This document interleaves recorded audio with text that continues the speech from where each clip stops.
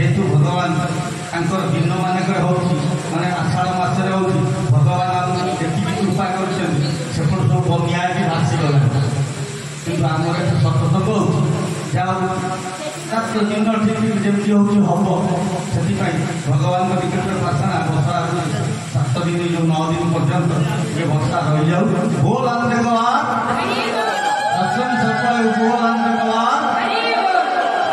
अनुरोध करी ओडिशार सुनामधन्य वक्ता पंडित भरत चंद्र नायक महोदय पुण्यात्मा कलिवर्तर प्रसंग आपण सम्मुख रखिए काली किसी तार आपन को अंश विशेष आज पुंखानुभाग आपण निकट रखिए निवेदन करी महाराज कथा आपण जय जगन्नाथ।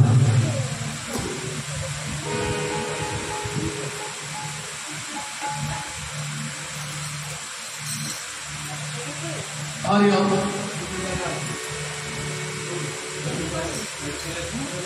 हरि ओम हरि ओम हरि ओम हरि ओम हरि ओम हरि ओम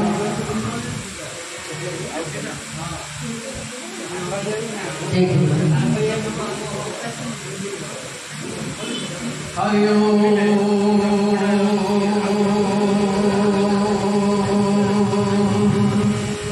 हरि ओम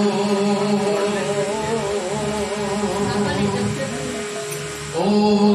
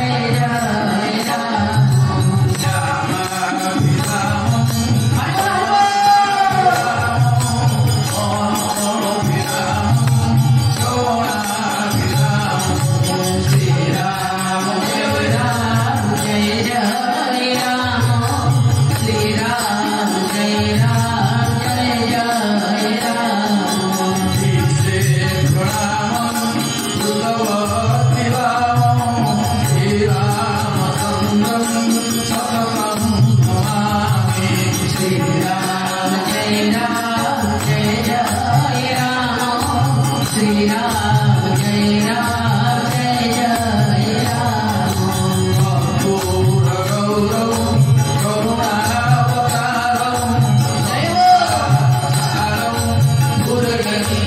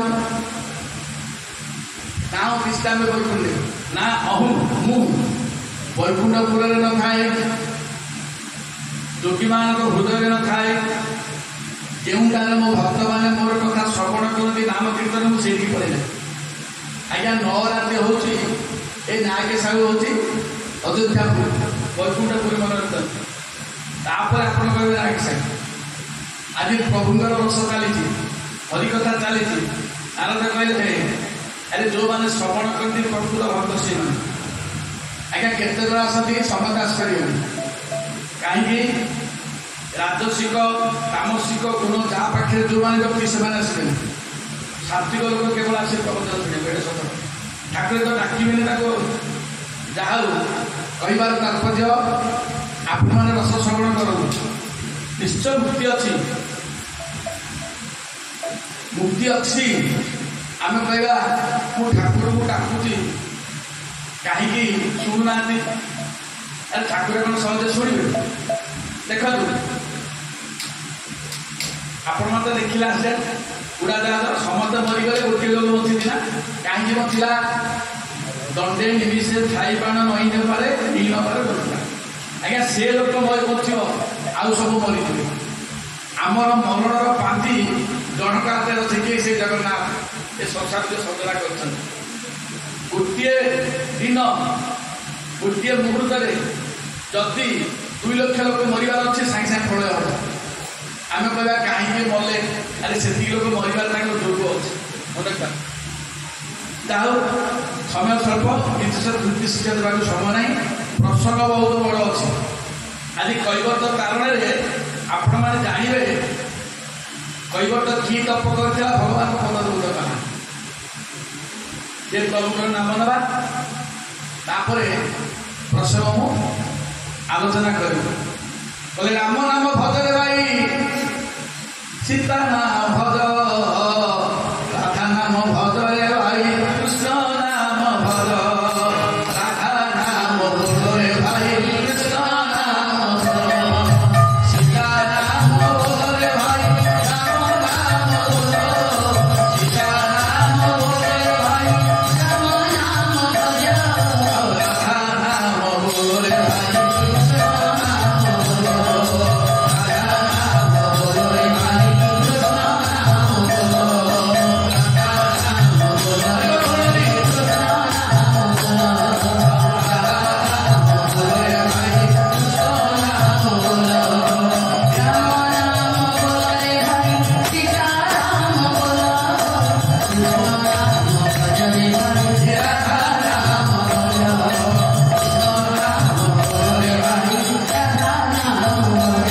बोलो जगन्नाथ स्वामी की बोलो बलभद्र स्वामी की बोलो सुभद्रा माई की बोलो राधा कृष्ण की बोलो रघुवीर महाप्रभु की बोलो सीता मैया की बोलो भक्तलाल की बोलो शंकरलाल की बोलो शंकरलाल की बोलो रामेश्वर बाबा की बोलो राधे कृष्ण की बोलो कटक चंडी की बोलो साधु समाज की बोलो आनंद आनंद की यही परिवार भोला देखवार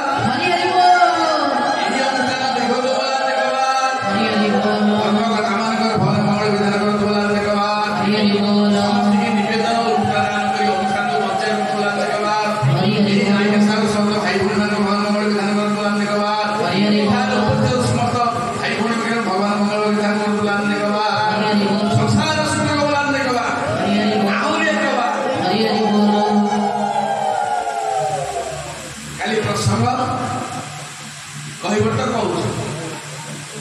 କହିଲେ ପ୍ରଭୁ ଶୁଣିଲେଣି ପଥରେ ପଥର ଅବଳା, ମାଗିନା କେଉଟ ଆନା କହି ତୁମାର ମରମ ମିଲା। କହିଲେ ପ୍ରଭୁ ବସେଇ ଦେବେନି, ସହଜେ ଛାଡ଼ିବେନି। ଆପଣଙ୍କ ମରମ କଥା ମୁଁ ଜାଣିଛି। ମନ ମନ କହିଲା ଠାକୁରେ, କହିଲା ମୁଁ କ'ଣ ଜାଣିନି ତୁମେ କିଏ? ମୁଁ ଜାଣିଛି ଯେ, କିନ୍ତୁ ଆପଣଙ୍କ ପାଦ ବାଜି କରି ଯଦି ପଥରଟା ସ୍ତ୍ରୀ ହେଲା, କାଳେ ମୋ ନୌକାଟା ଯଦି ସ୍ତ୍ରୀ ହେଇଗଲା ବଡ଼ ବଡ଼ ହେଇଯିବ। ଯୋଡ଼ିଏ ସ୍ତ୍ରୀ ପଶିବାକୁ ସମ୍ବଳ ନାହିଁ ମୋର। ତେଣୁକରି ଆପଣଙ୍କୁ ସହଜ ବସେଇ ଦେବି। ଆପଣଙ୍କର ପଦକୁ ଧୋଇବି, ତାପରେ ବସେଇବି। ଆଜ୍ଞା କୈବର୍ତ୍ତ ବିଚାର କଲା, ଏଇଠି ଠାକୁରଙ୍କୁ ଛଳେଇବି। କହିଲା ଏ ବୀର, ତୁମ ମରମ କଥା ମୁଁ ଆଗରୁ ଜାଣିଛି। ଯଦି ମରମ କଥା ପଖାଣିବି ବଡ଼ ଅଡ଼ୁଆ ହେଇଯିବ। ଲକ୍ଷ୍ମଣ କହିଲେ, ମନେ ମନେ ବିଚାର କଲେ, କୈବର୍ତ୍ତ ତୁ ଆମକୁ ପାରି କର ବା ନ କର। ଆରେ ମରମ କଥାଟା କ'ଣ କହୁଛୁ? ଲକ୍ଷ୍ମଣ କହିଲେ, କୈବର୍ତ୍ତ ଆମେ ତ ଟଙ୍କାରେ ପାର ହଉ, ତୁ ଆମକୁ ପାରି କର ବା ନ କର। ତୁ ଆଜି ଠାକୁରଙ୍କର ମରମ କଥା କହୁଛୁ। ଯଦି ମରମ କଥା କହିବି ପୁସ୍ତକ ଶେଷ ହେଇଯିବ। ଅରେ ତୁ ଜାଣିଛୁ କ'ଣ ମରମ କଥା ଜାଣିଛୁ କହିଲୁ, ନହେଲେ ତତେ ମାରିଦେବି। ଆଉ ଆଜ୍ଞା କାନ୍ଦିଲେ ସର। କୈବର୍ତ୍ତ କହିଲା, ଏ ସାନ ଠାକୁରେ ଶୁଣ, ମୁଁ ଜାଣିନି ତୁମେ ରାଗି, ଆଜ୍ଞା ଶେଷ ନାଗ ଅନ୍ନ ଦଉଛନ୍ତି କିଏ? ଲକ୍ଷ୍ମଣ ଅବତାର ନେଇଛନ୍ତି। ଆଉ ନାଗମାନେ ଫଁ ଫହନ୍ତିନି? ନାଗ ସର୍ପ ଯେପରି ଫଁ ଫ ହୁଏ ତୁମେ ସେମିତି ଖାଲି ଫଁ ଫ ହୁଅ। ତାହେଲେ ସାନ ଭାଇର ଶୁଣ, ତମ ଭାଇଙ୍କର ମରମ କଥା। ହଉ ମାମାନେ ଆସିବ, ଚୁପଚାପ ବସ, ଆଉ ପାଟି କର ହଉନି, ଆଉ ବସୁନ।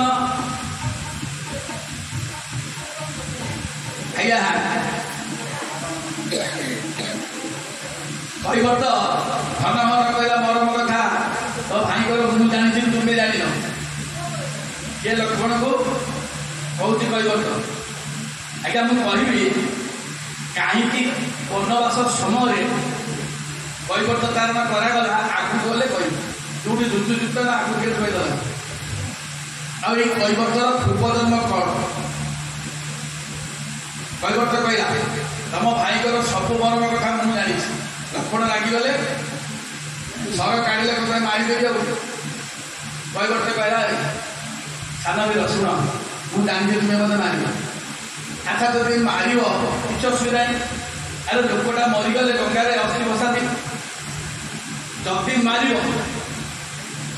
ଆପଣଙ୍କ ଠାରେ 3ଟା ଦଫା ଲାଗିବ। ଆଜ୍ଞା ଲକ୍ଷ୍ମଣ ମନରେ ବିଚାର କରି କ'ଣ ଦଫା ଲଗେଇଲାଣି? ତୁମେ ମାରିବ, ଶୁଣ ସାକ୍ଷୀ କିଏ ଜାଣିଛ? ତୁମ ଭାଇ, ତୁମ ଭାଉଜ, ଆମ 20 ସମୟର ମହିମା। 3 ସାକ୍ଷୀ। ଏକାଧିକ ସାକ୍ଷୀ ହେଲେ ଫାଶୀ ପାଇବ, ଜେଲ ଯିବ। ତୁମେ ମୋତେ ମାରିବ, ଗଙ୍ଗାରେ ଭସେଇ ଦେବ, ମୁଁ ତରିଯିବି, ମୋ ପିଲା ଛୁଆକୁ ପୋଷିବ। 3ରେ କହିଲେ ସାନ ବୀର ଶୁଣ, ଯୋଉ ଆସିଛ 14 ବର୍ଷ ବନବାସ ଆଉ କରିପାରିବ ନାହିଁ। ମାଙ୍କର ଆଦେଶ, ପିତାଙ୍କର ସତ୍ୟ, ଭଗ୍ନ ହେଇଯିବ। ଲକ୍ଷ୍ମଣ ବିଚାର କଲେ ଏଇଟା କେମିତି ଯାଇଲା? ଆରେ ଏଇଟା ତ ମୂର୍ଖ ପାଠଶାଠ ପଢିବ, ଇଏ କେମିତି ଯାଇଲା? ପୁଣି କହିଲା ତୁମେ ସାନ ଠାକୁର ଭାଇ ଲାଗୁଛ, ତୁମେ ଭାବୁଛ କ'ଣ ମୁଁ ଏମିତି ଛାଡ଼ିଦେବି? ନା, ତୁମ ଭାଇଙ୍କର ମରମ କଥା ଏଠି କେତେ ଜାଣିଛି, କେତେ ଯୁଗରୁ ମୁଁ ଜାଣିଛି। ଲକ୍ଷ୍ମଣ କହିଲେ ହେ ଆରେ ଯାହା ତ କହିଲୁ କହିଲୁ ମରମ କଥା, ପୁଣି ଆହୁରି କହୁଛୁ ମରମ କଥା କେତେ ଯୁଗରୁ? ନା, ଆଉ ତତେ ଛାଡ଼ିବିନି। ସେ ବନବାସ 14 ବର୍ଷ ନ ହଉ, କିଛି ନ ହଉ, ତତେ ଫେରିଯିବୁ, ଆଜି ତତେ ମାରିଦେବି। ଆଜ୍ଞା ଉଠେଇଲେ ଧନୁଷର। ରାମଚନ୍ଦ୍ର ମନେ ମନେ ହସୁଛନ୍ତି। କହିଲା ହରେ ଲକ୍ଷ୍ମଣ, ତୁ କାହିଁକି ଧନୁରେ ଗୁଣ ଚଢ଼େଇଲୁ? କାହିଁକି କୈବର୍ତ୍ତ ମାରିଲୁ? କ'ଣ ଆଜ୍ଞା ଆପଣଙ୍କର ଭାଇ କିଏ ପୂର୍ବପୁରୁଷ କଥା କ'ଣ ମରମ କଥା କହିବ କହୁଛୁ? ଆଜି ତ ମାରିଦେବି। ଆଉ କହିଲା ହଇରେ। ପୁଣି କୈବର୍ତ୍ତ କହିଲା ସାନ ଠାକୁରେ, ମୁଁ କାହା ସହିତ କଥାବାର୍ତ୍ତା ହଉଛି ଜାଣିଛ ନା? କାହା ସହିତ ନା? ମୋ ଜାତି ଭାଇ ସହିତ କଥାବାର୍ତ୍ତା ହଉଛି। ମୋ ଜାତି ଭାଇ ହଉଛନ୍ତି ତୁମ ଭାଇ। ଆଜ୍ଞା ଲକ୍ଷ୍ମଣ ଆହୁରି ଲାଗିଗଲେ, କହିଲେ ଆଜି ଆଉ ଛାଡ଼ିବି, କାହାରି କଥାରେ ମାନିବି ନା, ଆଜି ତତେ ମାରିଦେବି। ଆଉ ରାମଚନ୍ଦ୍ର କହିଲେ ଲକ୍ଷ୍ମଣ ଆରେ କ'ଣ ହେଲା ଏମିତି କାହିଁ ଲାଗୁଛି? କହିଲା ଭାଇ ଆମେ ହଉଛୁ କ୍ଷତ୍ରିୟ ବଂଶର, ମୋର ଗୋଟେ ସୂର୍ଯ୍ୟ ବଂଶର ପୁଅ। ତୁ ଗୋଟେ କୈବର୍ତ୍ତ ସିଂହକୁ ଆସ, ଶୁଣିଲ ଛୁଆ, ସିଏ କ'ଣ କହୁଛି ଜାତି ଭାଇ। ସେଇଟା ରାମଚନ୍ଦ୍ର କହିଲେ ତୁ କାମ କର। ଆରେ କୈବର୍ତ୍ତ ମୂର୍ଖ, କୋଉ କୋଉ କହିଦେଇছে, ଯଦି କହିଦେଇଛି ଆମେ ଜାଣିଛେ, ଆମେ ଶିକ୍ଷିତ ନ ହଉ, ତେଣୁକରି ତାକୁ ପଚାରିବା। ତୁ ପଚାରୁନୁ, ସିଏ ଯଦି ଜାତି ଭାଇ କହିଲା ତାକୁ ପଚାରେ କେମିତି ଜାତି ଭାଇ ହେଲା? ମାଗେ ପ୍ରମାଣ, ଯଦି ପ୍ରମାଣ ନ କରିପାରିବ କୈବର୍ତ୍ତ, ମୁଁ ତତେ ଆଦେଶ ଦେଲି କୈବର୍ତ୍ତକୁ ମାରିଦେବୁ। ଆଜ୍ଞା ଲକ୍ଷ୍ମଣ ଆରେ ହସିଲେ। ଆଉ ଦେଖନ୍ତୁ କହିଲେ କୈବର୍ତ୍ତ ଆଜ୍ଞା ହେଇଗଲା ଭାଇ, ପ୍ରମାଣ ଦେ, ପ୍ରମାଣ ନଦେଲେ ତତେ ମାରିଥାନ୍ତି। ଠାକୁର ବୁଲିକି ବୁଲିକି ହସୁଛନ୍ତି। କହିଲେ ଲକ୍ଷ୍ମଣ ତୁ ଏଇ କୈବର୍ତ୍ତ କିଏ ତୁ ଜାଣିନ? ଆରେ କି ଭକ୍ତ ସିଏ, କେଡ଼େ ବିଦ୍ୱାନ ବ୍ରହ୍ମଜ୍ଞାନୀ, ତୁ କ'ଣ ଜାଣିଛୁ? ଆଜି ଶିଖିବୁ କୈବର୍ତ୍ତ ଠାରୁ। ମନେ ମନେ ବିଚାର କରୁଛନ୍ତି ପ୍ରଭୁ। ଲକ୍ଷ୍ମଣ କହିଲେ ପ୍ରମାଣ ଦେ, ପ୍ରମାଣ ନ ମାରିଦେବି। ଧନୁରେ ଚଢ଼େଇଛି ଗୁଣ ଆଉ ଓହ୍ଲେଇବିନି। ତୁ ପ୍ରମାଣ ଦେଲେ ମନ ମାନିଲେ ତାପରେ ଧନୁକୁ ଖୋଲି। ଆଜ୍ଞା କହିବାଟା କହିଲା ହେଲା ଶୁଣ ଶୁଣ ମୁଁ ଦଉଛି ପ୍ରମାଣ। ତମ ବଡ଼ ଭାଇ କିନ୍ତୁ ମୋ ଜାତି ଭାଇ ହେଲେ ଆପଣମାନେ ସମସ୍ତେ ଜୟ ଜଗନ୍ନାଥ ହେଲେ। କହିଲେ ସଂସାର ସିନ୍ଧୁରେ ସେ ବଡ଼ ନାବିକ ତାପରି ନାବିକ ନାହିଁ ସାଧୁ ଜନେ ତାପରି ନାବିକ ନାହିଁ ପାରିକରେ କ୍ଷୀରଣ ସେଇ ପାରିକରେ ଭବନଇ। ଜୟ ଜଗନ୍ନାଥ ଜୟ ଜଗନ୍ନାଥ ଜୟ ଜଗନ୍ନାଥ ଜୟ ଜଗନ୍ନାଥ। ସଂସାର ସିନ୍ଧୁରେ ସେ ବଡ଼ ନାବିକ ସଂସାର ସିନ୍ଧୁ ରୂପଣେ ମୀର ରୂପଣେ ମାନବା ଜଞ୍ଜାଳ ଜାଲ ରୂପଣେ କାଳ ରୂପଣେ ଥିବା। ବୋଲେ ସଂସାର ଯଦି ସିନ୍ଧୁ ହୁଏ ସିଏ ହେଉଛି ବଡ଼ କେଉଟ। ଜାଣିଛ କି ନାହିଁ? ଏ ସଂସାର ସାଗରରେ ବଡ଼ କେଉଟ ହେଉଛି ତୁମ ଭାଇ। ବଡ଼ ଭାଇ ହେଉଛନ୍ତି ବଡ଼ କେଉଟ। ସଂସାର ସିନ୍ଧୁରେ ସେ ବଡ଼ ନାବିକ ତାପରି ନାବିକ ନାହିଁ ମୁହିଁ ପାରିକରେ କ୍ଷୁଦ୍ର ନଦୀ। ମୁଁ ଗୋଟେ ଗଙ୍ଗା ନଦୀକି ପାରି କରୁଛି ପଥିମାନଙ୍କୁ ଯାହା ଜାଲରେ ମାଛ ପଡ଼ୁଛି ମୁଁ ନେଇକି ବିକିକି ମୋ ପିଲା ଛୁଆ ପୋଷୁଛୁ। ତେଣୁକରି ସିଏ ହେଉଛି ବଡ଼। ଶୁଣ ସିଏ ହେଉଛନ୍ତି ବଡ଼ କେଉଟ। ମୁହିଁ ପାରିକରେ ଭବ ଇଏ ଛୋଟିଆ କ୍ଷୁଦ୍ର ନଦୀ ସିଏ ପାରୁଛନ୍ତି ଭବ ନଦୀ। ଆଉ ସିଏ ଭବ ନଦୀ ପାରି କରୁନାହାନ୍ତି। ଭବରୂପ ଭବ ଅର୍ଥ ସେ ଇଏ ସଂସାର ରୂପ ନଈ ସେ ପାର କରୁନାହାନ୍ତି। ଭବ ସିନ୍ଧୁ ପାର କରୁନାହାନ୍ତି। ଲକ୍ଷ୍ମଣ ମନେ ମନେ ବିଚାର କଲେ ତ ମୂର୍ଖଟା ଏତେ କଥା କେମିତି ଆମେ କରୁଥିବ। ଆଜ୍ଞା ଲକ୍ଷ୍ମଣ ଜାଣିପାରୁନାହାନ୍ତି ବ୍ରହ୍ମା ଇଏ ବୈବର୍ତ କିଏ କହିଲା ହଏ। ଆଚ୍ଛା ଗୋଟିଏ ପ୍ରମାଣ ମୁଁ ପାଇଲି ଶୁଣୁ। ତୋ ଡଙ୍ଗାରେ ଜାଲ ଅଛି। ଆଚ୍ଛା କେଉଟ ମାନେ ମାଛ ମାରନ୍ତି ଜାଲରେ। ତୋ ଡଙ୍ଗାରେ ଜାଲ ତ ଅଛି। ଆଚ୍ଛା ମୋ ଭାଇ ଯଦି ହେଲେ ଇଏ କେଉଟ ବଡ଼ କେଉଟ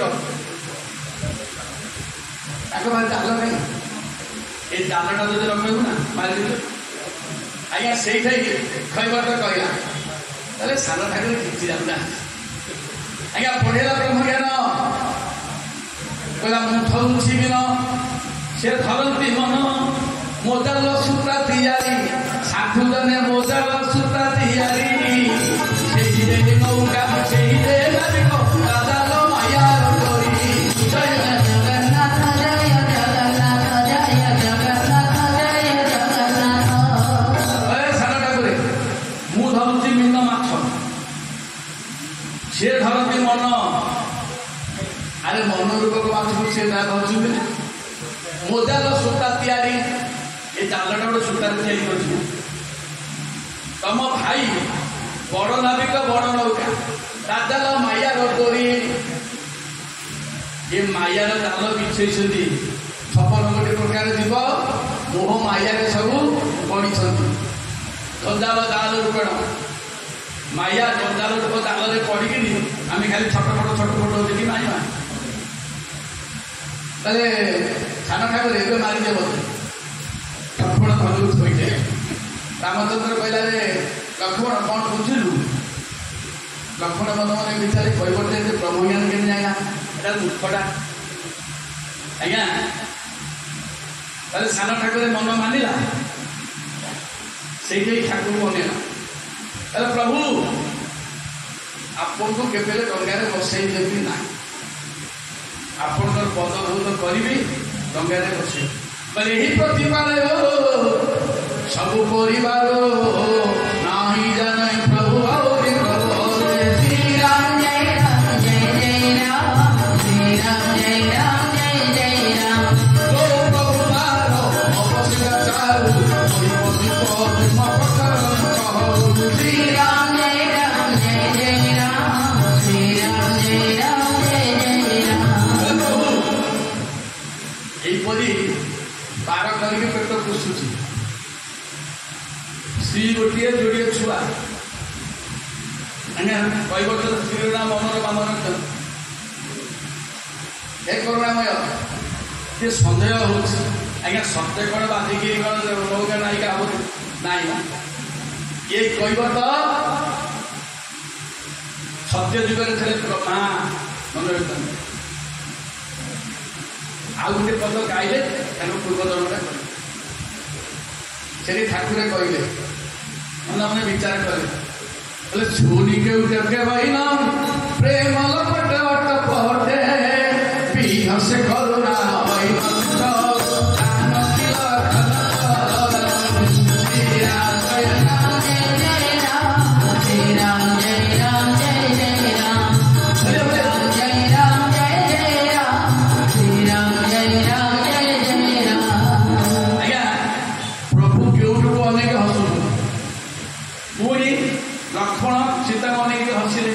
हसबार कारण हे सीते हे लक्ष्मण मो भक्त को तुम्हें कष्ट देच तुम बापा मो पद धोई आज्ञा ये पद अच्छी दुईर पाद शशुर धोनी दक्षिण साइड अच्छी शशुर नी शाशु धोई भारी मान्य धोई ये कैवर्त यदि दुईट जाक पद धौच कह केमिया भक्त न भूल तुम्हें जो अपमान देच से अपमान आज सुझीव बुझे सदन कौन कले कले कृपा सिंधु बोले मुस्काई छुई कर जय देवना श्री राम जय राम जय जय राम श्री राम जय राम जय जय राम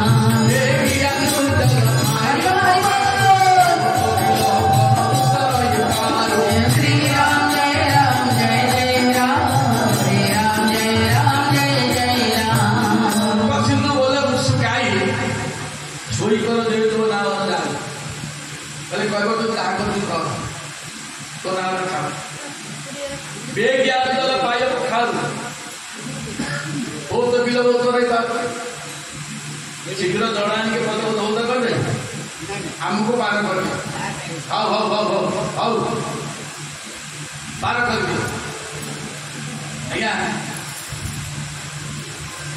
एने सीता को लक्ष्मण अधिक हसुच्च गोटे पाद सेवा कर डाण पाद सेवा कर लक्ष्मण एवं बाम पाद सेवा कर सीता मा सीता तेणुक तार पुराण क्या अच्छी अष्टमंगला दिन आगे आप जानते सब खेला खेली होती सीता पाद तले टे गोबर पानी पड़गला लक्ष्मण आसी पहुँचले लक्ष्मण आगुरी कहते जिते लक्ष्मण जाती प्रभुंर पाद सेवा करूँ सीता बारण करते बोले ठाकुर तुम्हें मत विवाह कर ए पादर अधिकारी मु ना स्त्री ना देवर केमती आप पाद सेवा कर भाई आज्ञा मना करते प्रभु माया कले कहला लक्ष्मण मोर रोगी भक्त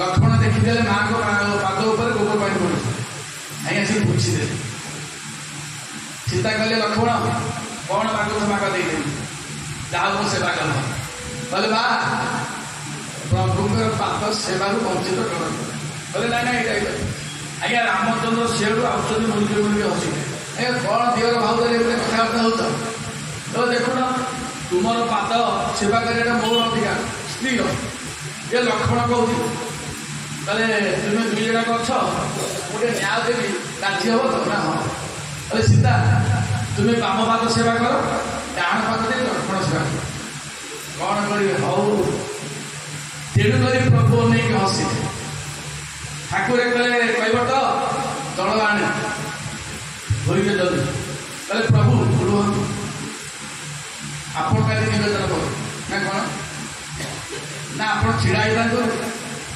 पुणी एमती जदि धोईदेवी आपण जानवे देखिए माँ देखिए आप सान भाई देखिए मो राजा गुहर सब देखिए आउ किए जाने आपण छिड़ा था मो परिवार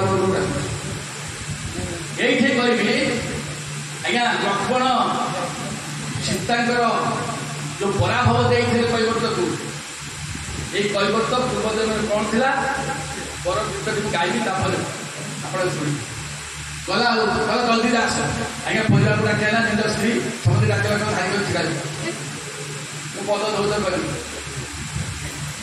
स्त्री मनोरमा कहला स्वामी केमी रोक ନା ଆଜ୍ଞା ସେତେବେଳେ ଡଙ୍ଗାରେ ଗୋଟେ କାଠୁଆ ଥାଏ, ଏବେ ସିନା ଟିଣପଣ ହେଇଗଲାଣି, ସେତେବେଳେ କାଠୁଆ ଥାଏ, ଛୋଟ କାଠ ପାତ୍ର। ସ୍ତ୍ରୀ କହୁଛି କହିଲେ କାଠ ପାତ୍ର ନିଅ, ପ୍ରଭୁକୁ ଛିଡ଼ା କରିଦିଅ, ପାଦକୁ ଧୌତ କରିଦିଅ। ପାଣି ପାଉଥିଲା, ଯଦି ଶୁଖିଗଲା ସେ କାଠ ପାତ୍ରରେ ପୁଣି ପାଣି ପୁରେଇକି ଜୀବନ ସାରା ପାଉଥିବା। ଆଉ କହିବଟେ ତାରା ଧନ୍ୟ ଧନ୍ୟ ତୁମେ ପ୍ରକୃତରେ ମୋର ସ୍ତ୍ରୀ। ଆଜ୍ଞା କାଠ ପାତ୍ର ରଖିଦେଲା। କହିଲେ ପ୍ରଭୁ କହିଲେ ବଢାଇ ଦେଲେ